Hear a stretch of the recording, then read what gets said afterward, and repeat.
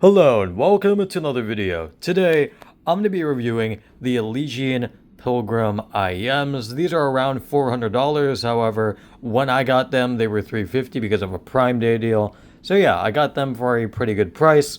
And these are very, very good IEMs. I mean, I've had these for about 2 months now, and I haven't returned them. So that's how you know that I find these pretty good. And yeah, I find these noticeably better than like the Awful Performer 8s and the Orchestra Lights that I had in the past. Granted, I did return those mainly because I thought, oh, they have a channel imbalance issue, and most of the time, it was probably just, or not most of the time, it probably was just due to the fact that I was listening to just weird recordings where, it sometimes could sound like vocals were on the left.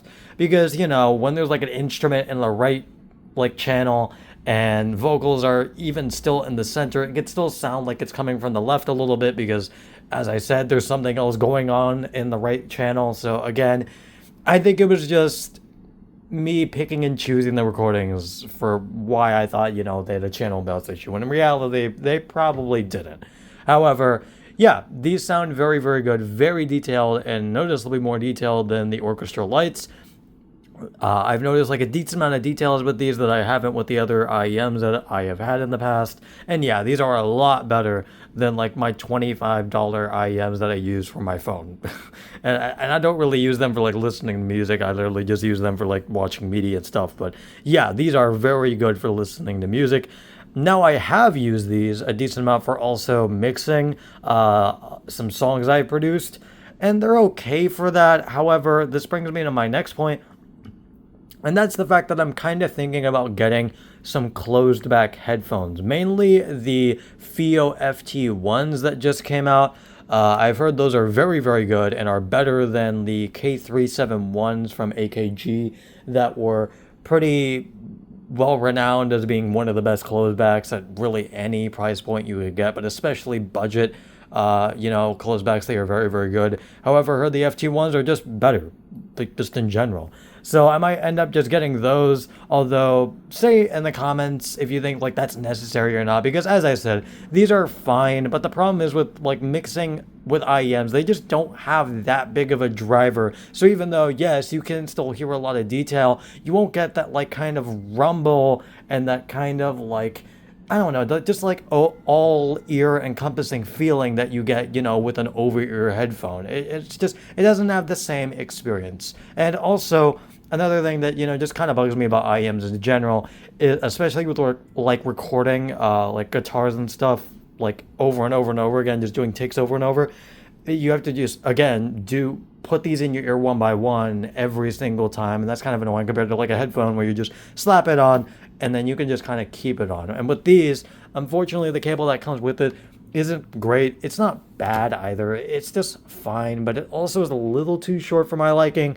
But yeah, it's okay. But I will say this material that it starts to like kind of go into after like this end, it starts to go into this weird kind of hard material. I don't know what it is. It might be plastic, but it doesn't feel that great. It can kind of make my ears a little bit sore, especially after just having this on my ears for a while. But yeah, rather than that, I don't have a whole lot of problems with these IEMs. Again, they sound detailed. The sound signature itself is pretty neutral with a little bit of a bass boost, which is pretty common for basically any IEM. I would say it's kind of similar to Harman Target with maybe a little bit of less bass than normal Harman Target, and pretty decently neutral, or not overly bright treble, I should say. It's pretty decently relaxed. Although what I like about these, especially over the Orchestra Lights, is it's not too relaxed. I find the Orchestra Lights to be kind of dull. Maybe it's because I've been listening to the Galaxy Buds Pro 2s for so long, and those are very, very bright, like wireless IEMs. But yeah, I just found the Orchestra Lights to have a little bit too much bass and also be just a little bit dull on the treble, and I don't find that to be the case with these. So yeah, I like the sound signature a lot. These are also pretty okay for mixing, and yeah, these are overall pretty good IEMs, and I think these are worth the $300 price tag.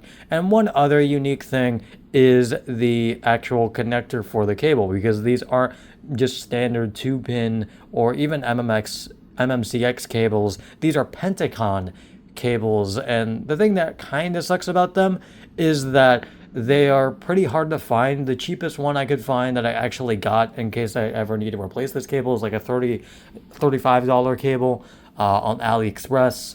But yeah, the other ones that you can find are like $80 to like $100, and honestly, I don't recommend spending more than $100 on a cable, because at that point you're getting very diminishing returns for the amount you're paying. I know like a lot of reviewers say, "Oh, but there's a difference." Yeah, but how are you actually gonna hear that? You're maybe gonna barely hear it if you are like the most like detail-oriented person in the world. However, even though I am very detail-oriented, I wouldn't probably be able to tell the difference. Unless there's like a big noise floor, I cannot tell the difference between cable to cable. Unless maybe if it's a DSP cable that, has an EQ built in. But if it's just a standard-ass cable, then I don't understand why people spend more than like $200, especially on cables, because again, you are just getting very diminishing returns for that amount of money. You are kind of just you're kind of just falling for audiophile bait, saying, "Oh wow, these have like